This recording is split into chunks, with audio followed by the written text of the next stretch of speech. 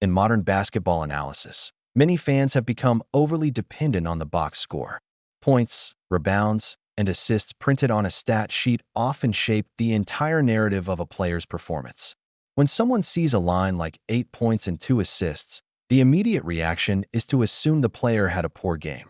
Debates erupt, accusations of bias appear, and conspiracy theories about teammates not passing the ball start circulating. In the process, people often miss the deeper story unfolding on the court. Instead of focusing only on statistics, it's important to study the game itself. That means paying attention to spacing, movement, defensive reactions, and the subtle ways certain players influence everything happening on the floor. A perfect example came when the United States women's national basketball team faced the Puerto Rico women's national basketball team and secured a dominant 91-48 victory. Rather than just reading the stat sheet, the real lesson comes from examining the geometry of the court, how the offense flows, how defenders react, and how certain players reshape the entire structure of the game. That's where Caitlin Clark becomes especially interesting to analyze. Even when her personal numbers are modest, her presence can dramatically alter defensive schemes.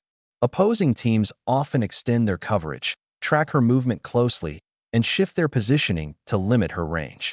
Those adjustments create space elsewhere on the floor. Teammates find cleaner driving lanes, open perimeter shots, and easier transition opportunities.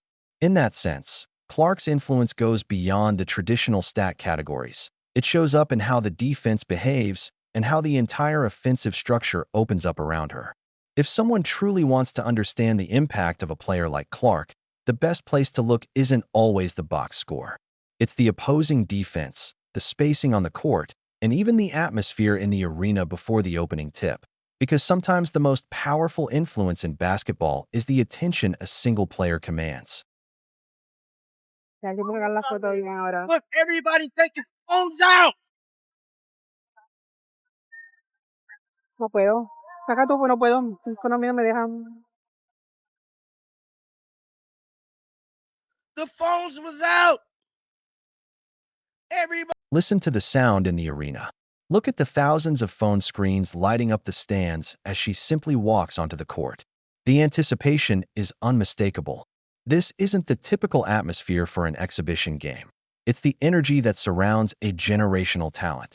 When an opposing coaching staff prepares for a player who commands that level of attention, their entire defensive strategy changes. Instead of playing their usual system, they begin designing ways to contain one specific threat. That's exactly what the Puerto Rico women's national basketball team attempted when they faced the United States women's national basketball team. Their plan was clear. They weren't going to allow Caitlin Clark to take over the game with a scoring explosion. To counter her range and playmaking, they leaned heavily on a 2-3 zone defense, often shading multiple defenders toward her side of the floor. The moment Clark crossed half court, defenders were already shifting in her direction, treating her as the primary threat that had to be contained. But that approach creates a trade-off in basketball. When a defense focuses heavily on one player, it inevitably opens space elsewhere on the floor. That's where Paige Buecher stepped in. When Clark's presence pulled defenders toward the perimeter, the middle of the court opened up. Buecher's recognized those gaps immediately and attacked them with precision. In just 21 minutes, she scored a team-high 16 points while shooting an efficient 7-4-12 from the field, about 58%. Her ability to read the defense and exploit those openings allowed her to thrive within the space created by the defensive attention Clark drew. The impact extended beyond the perimeter. When a zone defense stretches outward to cover deep shooting threats, the positioning of interior defenders can weaken. That dynamic helped create opportunities for Angel Reese in the paint. Reese took advantage of those moments on the glass, finishing with 10 points and 13 rebounds in only 16 minutes, including 5 offensive rebounds. Each offensive rebound meant another possession for Team USA, another chance to pressure a defense already struggling to keep track of multiple threats. While online discussions sometimes try to frame players like Clark and Reese as rivals, moments like this illustrate how complementary their skills can be. One player stretches the defense outward, while another capitalizes on the interior space that opens up as a result. Critics might glance at Clark's stat line: 8 points on 2, 4, 6 shooting with 2 assists, and assume it was a quiet night. But basketball strategy often tells a deeper story. The defensive attention she commanded reshaped how the entire game was played. Her presence forced adjustments that created opportunities for teammates across the floor. And whenever the defense relaxed that focus, even slightly, Clark was ready to remind them why that attention existed in the first place. All day. Now, this is World Cup basketball. Caitlin Clark, logo 3. Boom. Caitlin Clark on the ground. I mean, they showing all the love. This is what happens when a zone defense loses focus for even a split second. Caitlin Clark catches the ball just a step inside the logo. The defender arrives late on the closeout, worn down from chasing her through screens all game. The release is instant, quick, confident, and precise. The shot drops. 3 points. Moments like that highlight the kind of offensive gravity Clark brings to the floor. Defenses can try to track her movement and pressure every touch, but maintaining that level of intensity for an entire game is nearly impossible. Eventually, a small opening appears, and that's all a shooter of her caliber needs. But her impact isn't limited to long-range shooting. When the game shifted into transition, Clark also showed the aggressive downhill attack that makes her so difficult to defend in open space. With defenders scrambling and the floor spread wide, she pushed the pace and forced the defense to react, turning fast breaks into high-percentage scoring opportunities for her team. That combination, deep shooting range, quick decision-making, and the ability to attack in transition, is what makes Clark such a challenging player for any defense to contain. Goes coast to coast for the and one opportunity. I mean, they're showing major love. And what's crazy is that fans cheered. Fans cheered. Take a look at this sequence. Caitlin Clark secures the rebound, lifts her head, and instantly surveys the floor. In one motion, she accelerates up the court, coast to coast. She doesn't settle for a jumper. Instead, she attacks the lane, absorbs contact, finishes at the rim, and earns the and one. That moment perfectly captures the dual threat Clark brings to the game.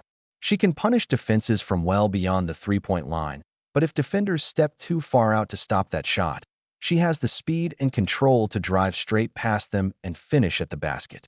Yet the most revealing statistic from this game isn't points or assists, it's the plus-minus. During the 18 minutes Clark was on the floor, the United States women's national basketball team outscored the Puerto Rico women's national basketball team by 18 points. That plus 18 tells a deeper story.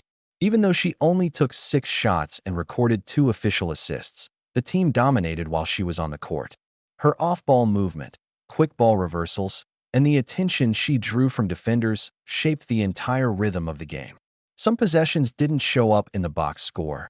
Extra passes that led to hockey assists, defenders shifting toward her side of the floor, or rotations that opened driving lanes for teammates. But those moments were critical to the final result, a decisive 91-48 victory. Basketball is never just about isolation scoring. It's an interconnected system where spacing and decision-making matter as much as raw numbers. That's why players like Chelsea Gray or Ryan Howard can have quieter scoring nights while the team still wins comfortably. The offensive responsibility is shared, and the spacing allows different players to step into scoring roles. In this matchup, Clark often acted as a strategic focal point, drawing defensive attention and creating space for others to operate. When defenses committed extra coverage near half court, the response was simple: move the ball, trust teammates, and attack the open areas. Time and again, Team USA turned those situations into efficient scoring opportunities. What the game ultimately showed is that this roster is more than a collection of stars. It's a group capable of reading defenses, adjusting strategies, and exploiting whatever coverage an opponent chooses to play. And at the center of that dynamic, drawing defenders, stretching the floor, and opening opportunities, was Caitlin Clark. If that level of influence appears even on a relatively modest scoring night, it's easy to see why opposing teams have to prepare so carefully whenever she steps on the court. Thanks for watching this breakdown of the X's and O's behind Team USA's performance. If you enjoy basketball analysis that goes deeper than the box score, make sure to subscribe, leave a like, and share your thoughts. Which player benefited the most from the spacing created in this game? I'll see you in the next one.